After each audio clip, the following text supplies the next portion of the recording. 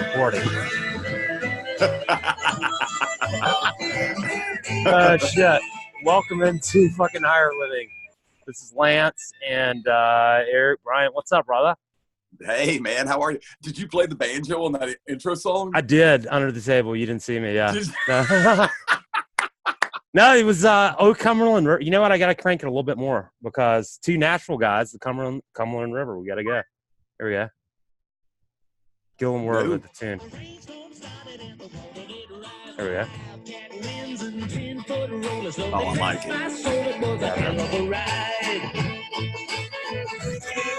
Dude, I feel like I want to boot stomp now.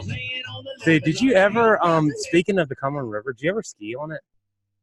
No, but I have seen people down there. I'm like, what happens when you wipe out? Because that river is dirty. I did. With Grant Smothers, you remember him? Yeah, I did. Yeah, yeah.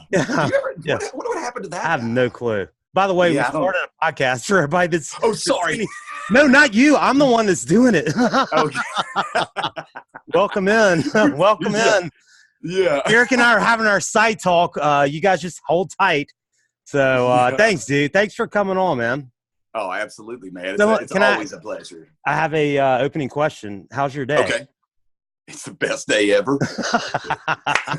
I mean, listen, this is one of the things that we always tell. Everybody always laughs because I always say that. I'm like, hey, have the best day ever. Today is the best day ever. Yeah, so that's like my normal mantra. And now it's been spreading around all over the place. So. Dude, it's a huge mantra, man. And just a little background for people that may not. You've been on before, but I really haven't been consistent. So I'm trying to create daily, whether it's this, videos, writing. I got to do that in addition to everything else, just to fill my fucking void to like do what I'm supposed to do. But anyway, we went to school together for what, 11 years? Did you start in first grade? I was a lifer. So I was there, pre-first through graduating high school. Yeah. So but we were I was a year apart. We knew each other, but not that well. Of course, I didn't know me. So how could I know anyone else? But I think high school, even for the people that you think are really cool. Oh yeah. I was listening to something the other day, and there was a guy on another podcast that's like a really famous one, but he was saying that like even the cool kids in high school, because he worked in the mall and retail at like a cool clothing shop, even the cool kids came in and like, hey, clothes at the Gap. They were like, they're like, hey, tell me what to wear so I'll be cool, and like because they didn't think it's just it's a whole strange thing. I think high school. It is. It's such a trying to find yourself and trying to find your little tribe that you can navigate through the craziness that is high school. I got two kids. I got a son that's a senior and a daughter's a sophomore. But yeah, I mean, it's a tough age, dude. I can also not imagine being a kid growing up now with the amount of social media influence. That is crazy. We didn't even have cell phones when we were in high school, for God's sakes. I didn't have a cell phone until I graduated college, dude. Yeah, my son, dude, how's this one for you? My son is 18. He is a month older than the first iPod. The first iPod. Yeah. That is crazy. No joke, dude. It came out in September of 2001. My kid's older that than is iPod. nuts. Like how crazy this shit's changed. Well, you know what? I got my first cell phone in 2001. Did you? Which sounds ridiculous. You were on the back end there, man. I was way, way later. I didn't get one until I moved to Arizona. That was the first time I ever got a cell phone, and I was so proud of myself. I was like, "Oh, look at this!" Was it the and big it was brick? the world's ugliest. Yeah, it was the world's ugliest. It was like a Nokia, have the little antenna you could pull out. So bad. You look back at that now, and it's ridiculous. But you know what? Honestly, I'm not I'm moving to the place where I'd almost rather have a flip phone. I'm like the phone. I've seen how it's disrupted my life and how I've given it energy and control. I'm cutting back a lot, but man, it's crazy shit that's going on. I really wouldn't be opposed to a flip phone. Yeah, I love the information at your fingertips, but absolutely. The first time that I hadn't done social media, and everybody been on Facebook for years. I didn't do social media until 2 years ago. Yeah. And I'm 45 years old now. Yeah. So I've gone 43 years without that. And so everybody's like, you should get on Facebook. I'm like, no, I've gone this long with that. I don't think I need to. So I got on Instagram, and I can really see where people can get totally sucked into, oh my God, how many people are viewing? How many likes do I have? Who's commenting on what? All that kind of stuff. Because when it first started out, I was like, oh, this is really interesting. It was almost like you got to hit it. Hit it. But now I'm kind of over it. I'm just like, I'll just run my regular life like I always have and just be happy. And then if I want to post cool stuff, then I will. So, well, that's the thing. It's like reality TV is not real. And, you know, like we could, like, we're getting to the stage. Like, I mean, some people announce their kids' births on social media, like, and other people don't find out. Like, what the fuck, man? Like, you know, like, and I'm at a place I've learned to turn all my notifications off on my phone. I make time to check things. I mean, I get like phone calls and texts. It will alert me of, but outside of that, no badges, none of that shit. But you know what? Because every time your phone alerts you, it is taking you, it's stealing what? Your present moment. You know, like. And I mean, I think that's a huge piece. I was talking to my friend yesterday while I was driving that, you know, we were talking about my dad. My dad had been real ill and had made it through some stuff where we thought how's he doing? He's doing much better now. Good. He is, but this is one of the things that I also told my friend when it first started happening. I had pretty much just gotten okay with the fact that it was his time to kind of transition on to the, you know, to connect back to the mothership. Yeah. And, you know, go ahead and, you know, and listen, I've got a much different view of death. I'm not scared of it anymore like I was when I was younger. Me either. Because of all the other stuff. And so, you know, for me, I'm like, of course it's sad. You'd want to have him with you for a while. But, you know, I'm not going to, like, I would never want him to stay here and suffer and all that kind of stuff. But he made it through that part. And one of the things that I saw is I had said this kind of in the beginning that he's probably never really going to get back to what he was before. Yeah. Energy and the way he moves and all that other kind of stuff. And it really has. It kind of took the spark out of him. Yeah. I mean, he's okay. And he's got a better attitude. He's happy that he's alive. But, man, he's just not. Tough, man. No energy. And it aged him about 20 years. Wow. So, I mean, it really did age him a lot. I was like, whoa. When I first saw him, I was like, holy shit. Wow. Yeah. You look like an old man now. And usually I'd be like, oh, you're getting a little older. But now I'm like, you're an old man now. But, you know, he's doing good. But one of the things I was telling my buddy back to what we were talking about was that, man, I think it's so important because you travel through life. You know, my dad probably woke up when he first got sick. He thought it was just another random day, you know, and was just walking along doing his thing. And then I know another guy who had a heart attack and died. He was in his 40s. You know, you're like just walking along, boom, been over to tie his shoe, heart attack, dead. Yeah. You know, and so it really does just remind you to make sure that you try to be as present as you can be in this particular day, which is where we lead into the best day ever. Because I'm trying to convince myself that every day is the best day ever. We were talking about it a little bit earlier. Sometimes the day doesn't go like you think it's going to go, and everything feels kind of stacked against you. But if you still just keep, hey, it's the best day ever. Hey, it's the best day ever. Hey, it's the best day ever. At some point in time, your mind clicks into a place where it's like, oh, it really is the best day ever because I'm still out here alive, walking around, and all the other kind of stuff. And so the outside conditions don't really affect you as much. So it's kind of the ultimate freedom. Thanks, Buddha. Not attachment. Love it.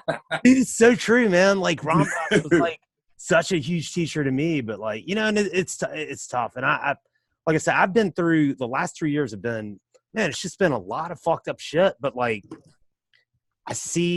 I'm finally getting to a place where I want to seriously thank you. Like that mantra helps me.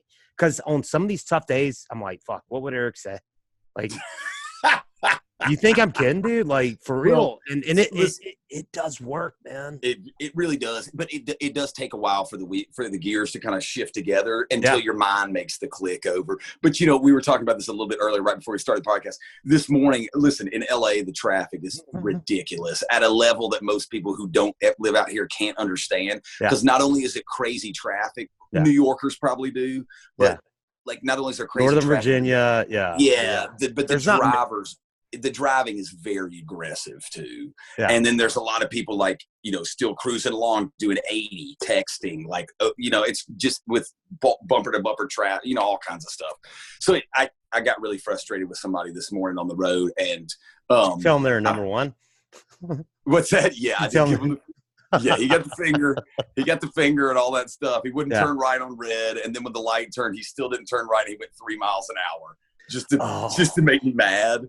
And I'm like, me. Not to mention the fact there's like 10 cars behind me, all laying on their horn too, and I'm like, and he's just like, yeah. And so we get up to a light, we're stopped, and he's leaned over, and I'm leaned over, like, man, you could turn right on red. We're yelling at each other, all this other kind of stuff. He goes, "It's okay, man. I love you." Oh, dude, that's like, awesome, man. Oh, I know. Oh, what a stinger, man. Oh, Dude, what a kick in the junk. I was suddenly was like, I am such a dick right now. Yeah. I am behaving like an idiot. I just went into autopilot. You know how sometimes you click off? It was like, click.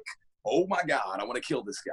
And then about a couple of, within the last few hours now thinking about it more, I'm like, oh, my God, I just acted like a fucking idiot. Yeah. I mean, I really did act like an idiot to that guy. I started my New Year that way. Hang on, let me close this. Sorry, something popped up. That's what she said. Anyway, like New Year's Day, like I was watching Auburn play. I went to Auburn. You're a UT guy. Oh yeah. So anyway, I mean, I was trying to rush at halftime to get my kid food and get up. Man, I mean, it's like it's New Year, man. I'm in a good place. Like, it's gonna channel it. Like things are gonna be good. And this dude is sitting at a stop sign, like no cars around. And I'll give somebody 3 or 4 seconds. I mean, if they're fucking on their phone, but you got to give them a honk. Still sat there. I was rushing. I was like, I got to get back. Just like honked and floored. And he had his finger out the window. I'm like, of course I gave it back. I'm like, this is not what I need. This is not how to start the year. This is not how to start the year. Dude, I used to keep one of those screaming goat things. Have you ever seen those little things? No. Hit them. It's and it make like goats scream. Yeah, it makes a noise. So, yeah. It helps me driving. That's been one of my weaknesses. Like I'm a pretty chill guy, but like my tolerance for shitty driving is as if I'm the best. But whatever. It's definitely the place that I struggle the most with it for sure. Yeah. And two, one of the other things that I realized, a lot of people are like, oh, it's the law of attraction, all this, and it sounds so woo-woo, but at the level of the thoughts that you start having, it yanked me into a place that took a couple of hours to get out of, where I was like reworking it, talking it out, and I'll do this, and you're an idiot, blah blah blah, and like about and then I got through it. Was like, oh man, and it starts bringing in all that stuff into a weird loop. And then I started realizing, I was like, oh my God, it was making me really angry. I didn't feel good, all these other kind of things. That's one of the reasons I told you when I talked to you earlier, I was like, I gotta go lift like a psycho chimp and get some of this stuff out of me right now. So, but I feel a lot better about it now, because now I'm kind of like, oh, let it go. But I had real emotion. I had an emotional attachment towards towards the way I wanted it to go. So. Don't we all though, man? Like that's it. And like how many, that I'm in a good place of, I don't, it's like a big lunar eclipse tonight. I don't know, man. I'm growing at my own pace, but like really finding peace with what is. And like for real, like, man, like you inspire me a lot just with the best day ever. Like when did this start for you? I don't remember you doing this in high school. No, I didn't do it in high. It was probably after I was in Arizona. After all the Eastern philosophy started like leaking into me and causing all the amazing changes. But really, just over the past 4 or 5 years is what I've done it the most. Yeah. I mean, I started doing it all the time because I used to love listening to Zig Ziglar, and I had like all these things, and I still use 2 of his phrases. He's like, whenever people ask you how you are, you should say, I'm outstanding, but I'm improving, or I'm fantastic, but I'll get better. And they're like, huh? And so I'd done those I still do those quite a bit, but I wanted to come up with something on my own that would make me think in my head, oh, let's kind of flip the switch, and the best day ever is, man, this is the best day ever. And that's what came out. And man, from then on, it's been, hundreds of times. It's best day ever. And I tell people, hey, have the best day ever. And it's funny. They're like, oh, you too.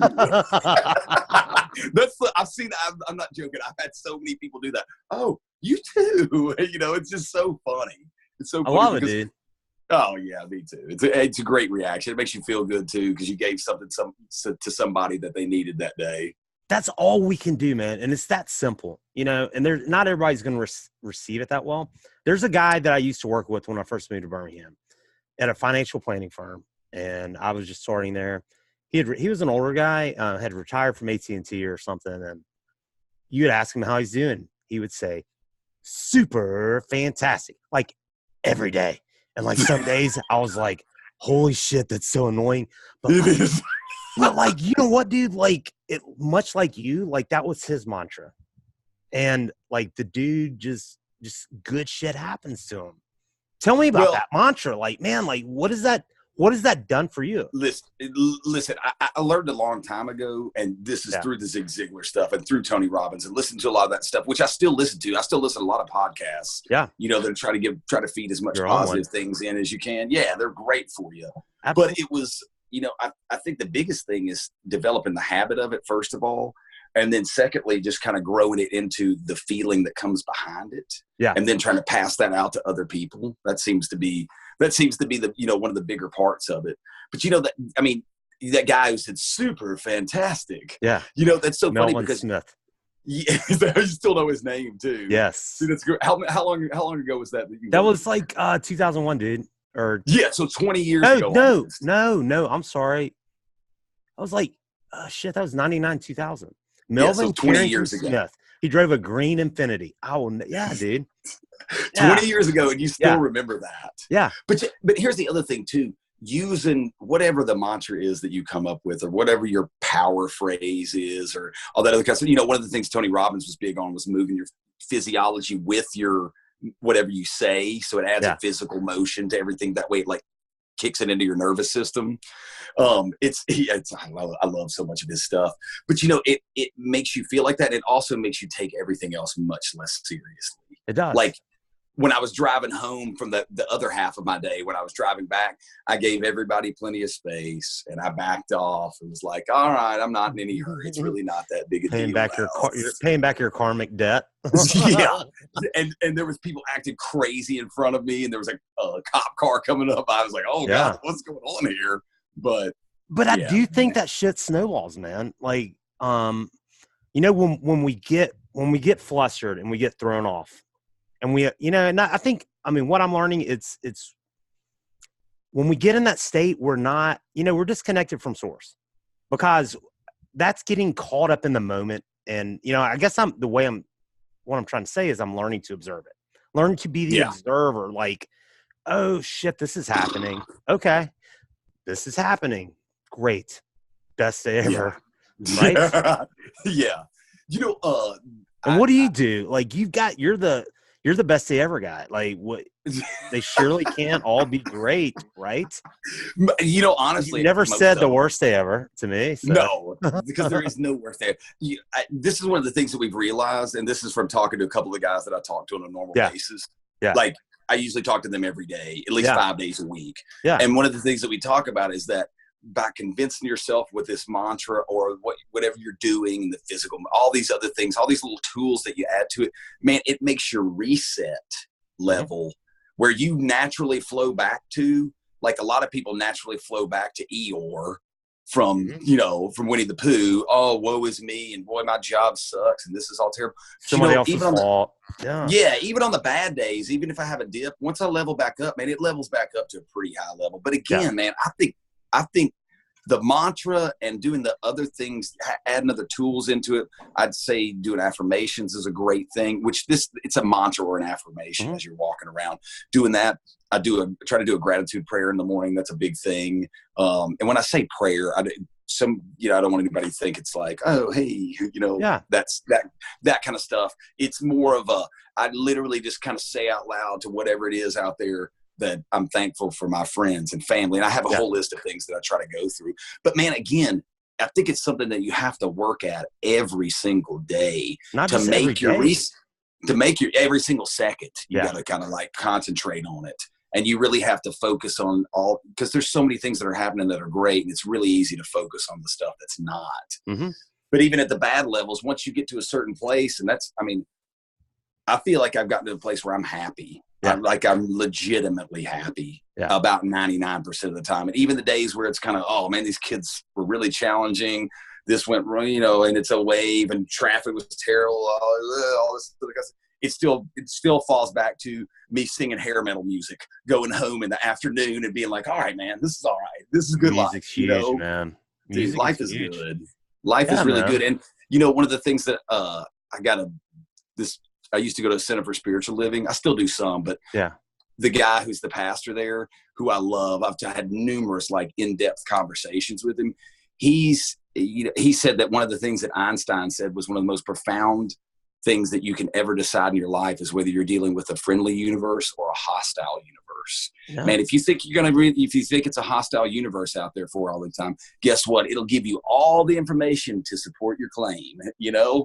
But if you're walking through best day ever, if you're walking through I'm happy, if you're walking through super fantastic, guess what? Most of that stuff the friendly universe is going to be like, oh, I'll feed you loads of friendly people and experiences and all these other kind of things, because you're also sending out a wave too, and people respond to that. Or at least that's been my experience with it. And I've seen it from other friends of mine that do the similar things. It's all energy, man. It's all energy. Totally. And it starts that way. I mean, there's times I'll joke around with somebody at a checkout and I compliment them, and you get I have a super bad. You seen super bad? Yeah, I love yeah. So like I have the McLovin ID. So sometimes I'll pull that out. The first thing is about to come out. It's like, hey, McLovin. I know, right? I know. No, so like sometimes if I have to show an ID, I'll pull it out. And like the other day, the girl's like, "That's so awesome! I'm giving you the discount, the employee discount, right?" I love it. I am McLovin. But nah, dude, it worked. And that's the thing. Like, I think it's finding peace with what is, and the only problems we have as humans is because we think things should be different than they are. It's our inability to be at peace with ourselves, our inability to sit still, to just be okay with what is. And that's where I'm kind of getting to. One of the other things that I'm starting to learn when I'm with people in general is that they literally have an on-off switch. Yeah. You get to decide whether you turn the switch on and it's like, hey, this guy's really friendly and happy. And guess what they'll do? They'll probably try to respond with that. Or you could be cold and callous and walk around and not friendly to people and all that other kind of stuff. And it really sets the tone for everything else. But you'd be surprised. Like, I go through almost every time that I go through the grocery store and the girl's like, how are you today? She's checking and she's miserable and there's 40 people in line. And you can hear them yelling, y'all need more checkers. Yeah, I'm sure. In the background. She's like, hey, how are you doing? I'm like, I'm awesome. How are you? And she goes, I'm okay. That kind of stuff. But you get to decide whether you flip the switch and which way you flip it. And I just feel like it's a lot easier way to live your life and a lot more happy way to live your life when you're trying to put that good stuff out there all the time. So, and I think best day ever. Best day ever, man. Yeah. Super fantastic. Yeah, man. Super fantastic. I'm going to use that one now, too. You can use that. I don't think you would mind. Yeah. I mean, some days it was just like, oh, dude, really? Like, you can't say hi to the guy without getting it, but like, you know what? Like, that's it. And we get what we put out. I believe that fully. And, like I'm at a place where I can kind of observe that, if I'm in a shitty mood or flicking someone off or whatever in traffic, like, yeah, it comes back, man. It comes back. Yeah, exactly. Yeah. That's you. This guy for like 2 hours this morning. Yeah. So once again, for anybody who thought I was doing good, I still have a lot of work to do with myself. We all do, man. Dude, we're working until we're not breathing, right? Definitely so. Definitely so. I told my buddy that the other day. He's like, yeah, man, I hope that I can get to a place where it's like this. I was like, man, you probably won't ever get there. I was like, but you'll keep working on it. It'll get better. It'll make other things get better too. Yeah. So yeah, definitely. What we focus on does grow. I think. I believe that. Oh, absolutely. Absolutely. Whether it comes to finances or, you know, the way you treat people or how you treat your body and all that other kind of stuff too. Speaking of finances, I saw something the other day about like, if marbles were the currency, everyone would want marbles more. Have you ever thought about that way?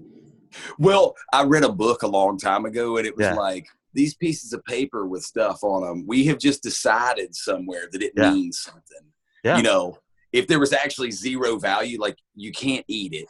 It's not really good to burn in the fire because it burns. So, all these other things that are going on, it's just kind of a made up idea that, hey, this is worth something.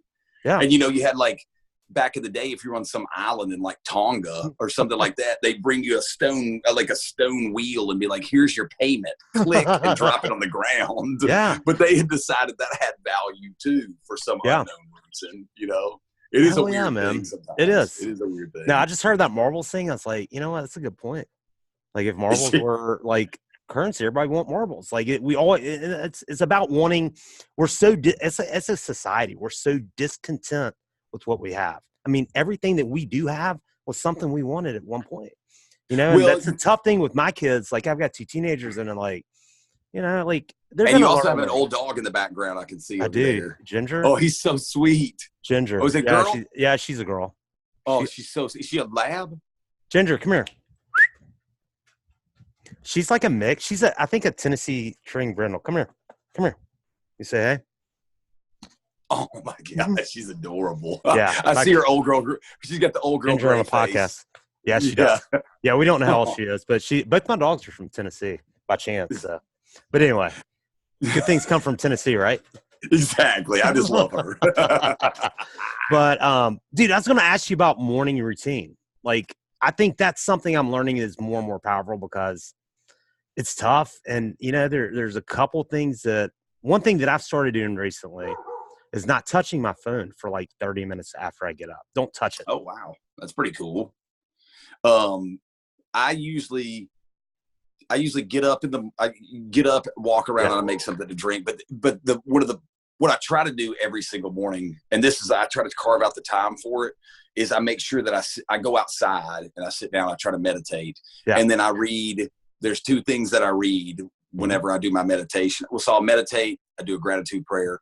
And then I read a little bit of Ernest Holmes, who was like the founder. I've never read him. Oh, he's amazing. Science of Mind. He was really big. He had the most popular religious TV show on TV in the 1950s, and he was not like the normal. He studied Buddhism and Hinduism, and all this. It's a pretty crazy story. But he's part of the New Thought movement, which was the people that thought that there was, you know, more metaphysical thinking, that there's something actually behind the thought that produces it. So I read some of him, and then I usually always try to read the Eightfold Path in Buddhism. It's right thought, right intent, you know, all those things. I try to read through that. And it just kind of reminds me, hey, this is what you're trying to do. And one of the parts that I love is it says to me, one of the parts of the Eightfold Path is to make sure that you move consistently, because you may not attain enlightenment immediately. Yeah. So, you know, it just reminds me too. I'm like, oh, this is all a process. You just got to keep moving with it. So I did the meditation, the prayer, and then I read some Ernest Holmes, and then I always read the Eightfold Path. And then I get up and I'm like, it's the best day ever. And I start walking around the house, best day ever. And I get the shower, it's the best day ever. And I'm looking in the mirror, it's the best day ever. I'm like, oh, you look like a 45-year-old guy, but it's still the best day ever. Yeah. Oh, where did this come from? You're a 74 model. I'm a 73, so that's the way I like to look at it. I'm a well-conditioned 73 model. I'm in good shape. I feel like I'm like 60% through a restore. You know, they pulled me out of the junkyard and like tried to restore me. So, you know, now working through all this, and now I like hurt myself doing dumb shit where I'm like, I bent over and picked up something funny. I'm like, oh, what did I pull in my back? This is ridiculous. It's like, what happened to you? And then I go there like, what happened to you? Come on, man. So I got to modify all that stuff up now. Speaking of morning routines, something I've started, and Tony Robbins made me think about it. You mentioning him is cold showers. Have you looked into that? Like cold, man, I can't listen. Dude, the first 20 seconds are horrible, but like, and I've tried to do it with. Have you ever seen the Wim Hof breathing method? Oh yeah. Yes, so I've tried to do it with that before too, but man, it is so miserable. It's so miserable. You're in the morning. So spoiled, man, with hot water. I know, like the hot water and all that stuff. You know, one of the other things that I've over the past 4 months that I've really tried to do a lot more consistently is I've added my yoga practice back in. That's been really good for me in between. I mean, I still lift weights and still do martial arts a couple of days a week on top of teaching a full schedule and all that other crap too. You know, I feel like you have to kind of, man, the minute that you sit down and stop moving, at least for me, then you croak. So I feel like I got to stay. I came out of the womb sprinting, and I got to keep on moving, for the rest of my days. Dude, everything's moving. Bright. Everything moves. I mean, even everything that we think is static is moving. You know, everything is in motion. But I love that. Yeah, man. And that's something I'm kind of incorporating. Because, you know, the days that I would, you know, like I was in a place I wasn't excited to get up and do what I was doing. And, yeah, it's tough. You know, like it's making a difference to start your day with a routine. And that's why I was asking you. I assumed you probably had some. Well, you know what? Honestly, too, I without being too crass, my normal routine usually starts with a bathroom visit, and I scroll through things on my phone while I'm doing my bathroom visit. And one of the things I always look for is I always look for your posts on Instagram, and I always look at Tiny Buddha. I look at yours and Tiny Buddha. That's thank you. Tiny Buddha. I need to those post two. More. Yes, I'm always like, dude, there's so many of yours that I've sent out. I'm sorry I've let you down on the bowl, man. No. I'm like, why did that asshole not post something today? What's exactly. Going on? Yeah. Oh my god, dude, that's awesome, man. No, so but like, like the phone thing, I've learned to like, and I just kind of felt like led not to touch it. Like, and you know, some people use an alarm and use their phone for alarm. Most people probably do, and that's fine. The thing that I've learned, and it's helping me, is when we grab our phone, we go immediately into reaction mode. We don't know what's going to be on there. If you got, especially if you have like I don't look at the news or any of that shit anymore, but like if you have a news alert about some war or some shit or some, like, man, it's still, it can wreck your day. Like a text, an email from someone that like you don't want to see. Like to give yourself like 30 minutes, like for me at least, that's something that's helping. Like I don't touch it for 30 minutes and it's good. It's good. Well, I would say for you and for the listeners and all that kind of stuff. One of the big things that I like. Do you know who Jocko Willink is? Yeah. I've heard him on Rogan. Buddy, I mean, you know, he's the guy. He gets up. Weren't you on Fear Factor? Yeah. Back in the day. Yeah. I'd been in LA 1 week and got on Fear Factor. It was crazy. Dude, that's dope. It's a whole crazy story too. But yeah, I mean, one of the things that he talks about, he's up at 4:30 in the morning working out, all that other kind of stuff. But I've tried to dial my schedule back now where like I actually try to get up early. I try to get up by 5:30 or 6 if I can. Yeah. And then try to, you know, I give myself a half an hour to kind of like get moving. I also, when I'm doing my normal routine where I'm looking at it, I'll check Instagram, but I also check the stock market and look at stuff like that while I'm doing that. So like, all right, finances, all right, Tiny Buddha and Lance's post. Anything else that looks good for today? Okay, boom. Let's drink some mate. Let's take a shower. Let's do our normal routine, and then let's roll out the door to have the best day ever. That's how it usually rolls. Yeah, dude. But, yeah, man. No, I assume you probably had some kind of routine. I think, you know, a lot of people that, you know, dude, you're living a cool life.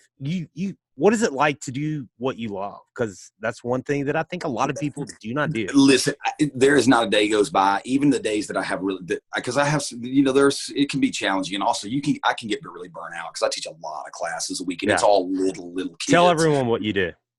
Oh, I'm a kid's karate instructor. Yeah, okay. I apologize for my trucker mouth, but when I'm not around kids, then I have to let it loose a little bit. I keep it bottled and contained. Feels important. But yeah, I'm not going to post this to your page. Yeah, I've got a kids karate company out in Los Angeles. Yeah. So I've got, you know, like 300 kids a week. Yeah. And teach about 23 classes a week, and it is bananas all the time. I have to be so high energy. You have to be on all the time. Which, I mean, honestly, I've told my girlfriend this before too, because she's starting to come around to some of the concepts that you and I've been talking about, and the best day ever and all that other kind of stuff. And one of the things that I told her is you have to try to do as many things as you can to line things up and set yourself up to be successful. Yeah. Whether it doesn't have to mean it has some kind of monetary tag on it or it's something incredible. It can just be literally, I got to be nice to my coworker today. So I got to set up all this. I got to set the stage as well as I can in advance and give myself the most fighting chance that I've got to make it the way it's supposed to be.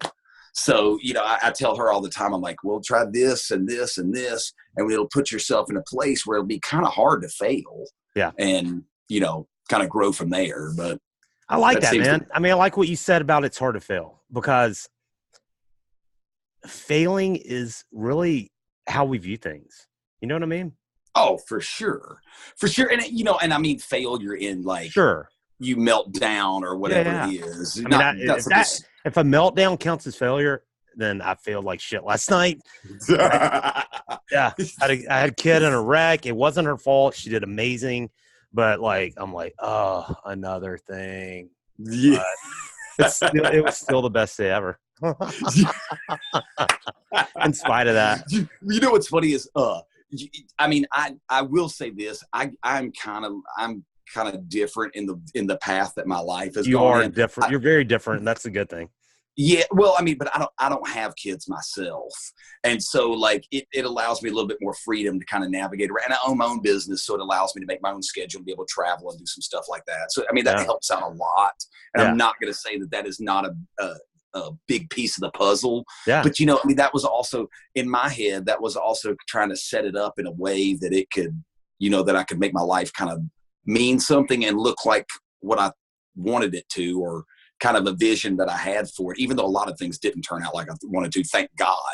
Because there's so many things where I was like, please let this happen. And it didn't. And I was devastated. And then like 6 months later, I was like, holy shit, I dodged a bullet on that one, didn't I? Isn't that awesome? Oh, golly. There's so many things like that, like jobs, like, oh man, like shit, I didn't get it. But like, then it's like, oh, that company just went to shit. Like, man, that was awesome. Totally. And it's this resistance we have with what it is, and our expectations of things to be different than they are. We're insane. We're all fucking insane, man. And once again, thank you to that guy. Yeah. Yeah. Thanks to that guy. I mean, the non-attachment has been, especially over the past 3 years, 2 to 3 years, has been one of the things that I've really been trying to work on. Letting stuff go. My birthday this year, my engine in my car blew up. It was literally my birthday. I took it in for a tune-up, and they're like, the whole top half of your engine is about to come apart, and it's going to be like $5,000. And I was like, well, happy birthday. And then I was like, well, I guess I'm going to get a new car on my birthday. So we went to go trade in my truck, and they're like, it's got too many miles on it. We can't use it. We'd never be able to sell it on our lot. So we can't take it. And I was like, okay, then. So then I did that. Got the engine fixed. I went to my mechanic, got it fixed. A week later, the alternator went out. And then I put it back in the shop. And then the transmission, $8,000 in 6 weeks, all gone. And I was completely unattached to all of it. I was just like, it's huge, man. Okay, man, that's how it's supposed to be. I don't know why it's like this right now, but honestly, I was in a spot where I had the money and all that kind of stuff. So I was like, okay, that's the way it's supposed to be. Just let it go. Not me being upset about it is not going to do anything about it. It's not going to change it at all. It's not going to make it any better. It's only going to make it worse, as a matter of fact. So and I've been in so many spots where I don't have the money, and it's still okay. Life goes on, man. Life goes on, man. Dude, I moved to Los Angeles. Caught up in like the how. Like, how can we do? Like, how can I ever make this work? Well, accepting it is the first step, man. Dude, and knowing that you're going to be okay regardless. When I moved to Los Angeles, 2 weeks before I moved, I've had transmission problems with every car. I had a car and the transmission blew up on it. I had saved money to move to LA. Every bit of money I went back into that car, and I moved to LA. I had $411 in my bank account. And that was in 2003, and I was off and running in LA. But you had a cell phone. I did have a cell phone at that time, though. That's awesome, man. Dude, that's awesome, man. And I do want to get into. Thank you again for coming on. I don't want to drag. Yeah, for sure. But I want to have you back and talk about, because we grew up in the same kind of church environment. But I love that. Like, it took me discovering Eastern philosophy to really appreciate Christ's teachings and all the other teachings, man. Oh, totally. Yeah, I agree. I mean, it really made me. I think we got my other friend has said this before too. The kind of stuff that we got brought up with was trying to rely on, something that was outside of you to fix everything and to make it all okay. And then when the vending machine in the sky. And then when I really started reading a lot more stuff from the East, and a lot of the Buddhism affected me probably more than anything, for sure. But reading a lot of that, it was kind of like, oh, it's not really coming from outside. I don't need stuff to fix me from the outside.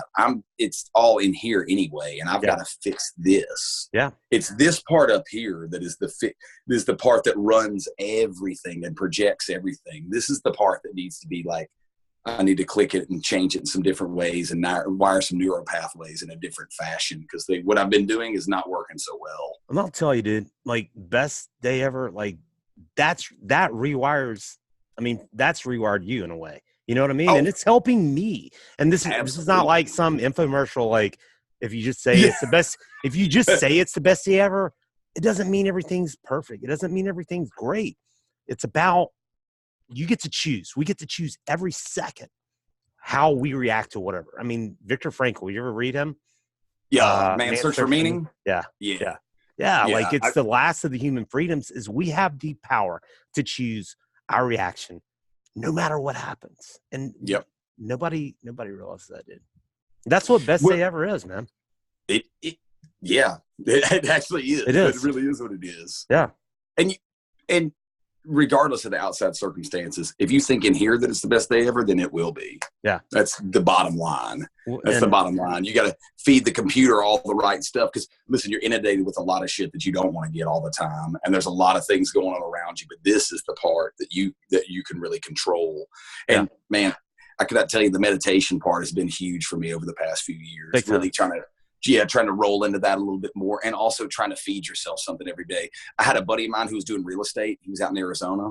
He was having a really hard time his first couple of years. And he's a really go-getter guy and like a really sharp business guy, but he just had a really hard time selling houses. Yeah. And he got into it, and I was like, he goes, man, I'm just so depressed right now. I'm so down. I go, man, I could tell you what you need to do. I was like, first of all, you need to look yourself in the mirror and tell yourself it's the best day ever. You need to walk around all morning long, say that before you go out and do your day. And secondly, man, again, you need to line up as many things as you can and try to set the stage so that you're as successful as possible. You need to watch funny movies. You need to watch inspiring things, watch documentaries that lift you up, and you'll start to get that feeling, and you'll start building momentum that way.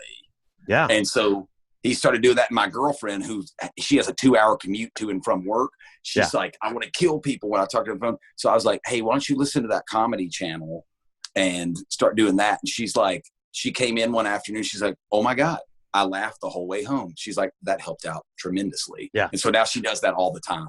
So she listens to stand-up comedy while she's in the car all the time now. So you got to set the stage, man. You got to set the stage. Yeah, like music's huge for me. Like, and the right music and the right energy, the right vibes, like whatever, man, like whatever feeds your soul. That's what I'm learning. You know, I'm learning more than ever. And I'm the latest adapter. I'm a later adapter. You getting a cell phone in 2001 to being truly authentic to myself. But like, fuck it, man. Like I got to be me. I have to be me. Well, you know, in 2001 is when I discovered most of the Eastern philosophy stuff. So it's been almost 20 years. Dude, now. You were way ahead. You were late on the cell phone, but you were way ahead on that. Well, but you know why? Because I was uncomfortable as hell, and I was in fear all the time, and I was trucking around a bag full of guilt and shame with me. And once I dropped all that shit off, you know, it was like a different story, completely different story. But you know, that's it has been the game changer. Hey, whoops, knock that off there. I'm back. Fantastic. All right, cool. Yeah, man. So that quote, I was looking up a quote that something mentioned talking to your girlfriend. All men's miseries derive from not being able to sit in a quiet room alone and meditate. Yeah, I read. I think you posted that one too. I did. You? I did. Yeah, I sent that one to my buddy because I love it. Yeah, I thought it was great. It's true though. Like just to be. And the more I've learned from that is like, we're not our thoughts. You know, you could get a neurosurgeon to crack your skull. They're not going to be able to find a thought in there. Like, we're not what we think we are. It's learning to detach from the ego. Yeah. And you said something earlier that kicked it off. In 2001 is when I picked up the Eastern philosophy. Well, that's also the first time in my life that I realized it's my path. Yeah. It's not anybody else's. Yeah. And people can say or do whatever they want to, but it's still, at the end of the day, I'm the guy who puts his head on the pillow, closes his eyes, and has the thoughts that I have. It's still my path. Yeah. And it's still your path. And it's still anybody else's path. It's not my job to rain on anybody else's path and that kind of stuff. So like we were saying before, if you have a really old school religious background and it's working for you and you're happy and life is, dude, have at it. But it didn't work for me anymore because there was a lot of things I needed to navigate through. And some of the things that, came from the East had really opened my mind. And it was like, I heard it's like, oh, I suffer because I'm attached to things and things are impermanent. Oh, okay. Everything changes in life, but I want it to stay like this. Yeah. But why won't it stay like this? And then, and then you build these weird attachments and you feel like garbage about it because nothing turns out ever the way you want it to. And then the next thing you know, you're like, man, why do I always have the worst luck? Yeah. Yeah, that's life. That's just how it is. Dude, and if you say and think that shit, it's going to happen. You're right, man. No, totally. You're You'll right. talk it into being. You Yeah, can talk it into being just as well as you can talk yourself into having the best life ever. Come on. absolutely, man. Dude, I definitely want to have you back and talk more about that. I mean, just Okay, our cool, man. background and just the differences from the different religions and like how they, I mean, what I've learned, it's all the same message. And I think, it's getting rid of that duality, like the vending machine in the sky or us being separate from something, Well, I think it's always so funny that you would take whatever you believe in, if you believe in something that's bigger than you, whatever that is that created the entire universe, it's Yeah. that powerful that it created everything. Yeah. And you're going to take it and put petty human emotions on it, like anger and jealousy and all these other kind of things. And it's going to be fickle with you about when it likes your people, when it doesn't like you, and all these other, that makes no sense to me versus what I got through a lot of the New Thought stuff and through a lot of the Buddhism was like, no, man, I'm just connected to it all. And it's all that flow back and forth, man. I can open up the floodgates and I can have all the good stuff because my mind is in that place where it's pumping good thoughts all the time. Or I can end up in the corner, in the fetal position, rocking back and forth, crying because my life sucks so bad. I think I'll take the first one instead of that one. Absolutely, man. All day, every day. And I think for me, it was just opening my mind to something different. And we'll talk about this on we could get we could do this for hours. I know for hours, but yeah, man. Thank you so much, dude. What do you got going on this weekend? We're going to see 1917 tonight. Is that a movie? Yeah, it's the new movie. It's Sam Mendes did about World War I. Yeah, it's supposed to be incredible. I'm a like movie freak, so my girl and I we almost go to every movie. We saw Star Wars opening night. We went and saw Knives Out, was really fun. Cool. Good. I liked Knives Out, and then we went and saw what was the other one that we saw? The Adam Sandler one, Uncut Gems. I haven't even seen the ad. My parents went and saw it. Oh, dude, he's so dark. That's what they said. He's like he did a really good acting job. Oh man, he's amazing, and I was so shocked. But my girl and I both said the same thing. God, I was like, had anxiety the whole time. I was like, please, dude, do not make the decision you're about to make. And it was just like the whole movie. He makes like a string of bad decisions. She was like, oh my God, this is ridiculous. So he wasn't having the best day ever. No, he was not having the best day ever.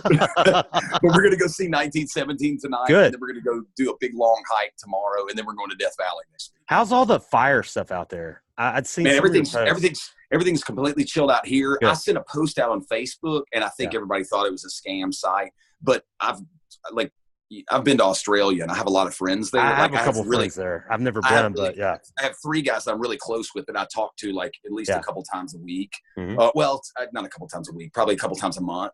But I've been talking to all them, and they're like, dude, it's like the apocalypse. It's crazy. And now I watch news. I just see stuff on like YouTube, and you can't avoid it, but you should look up the satellite view of it. If you look up the satellite view, it looks like almost the entire continent's on fire. It's crazy looking. So, and it's such a beautiful place. I feel for the people there big time.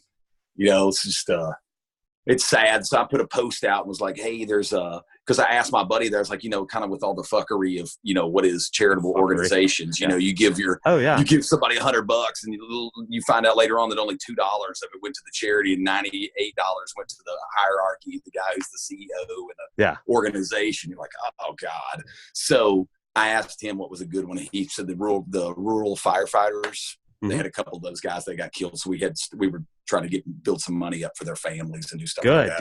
Dude, so we donated a little bit, but I sent a bunch of posts out to people. I think everybody thought it was a bogus link. Because usually if you're like, hey, did you mention the Nigerian prince that's rescuing? No.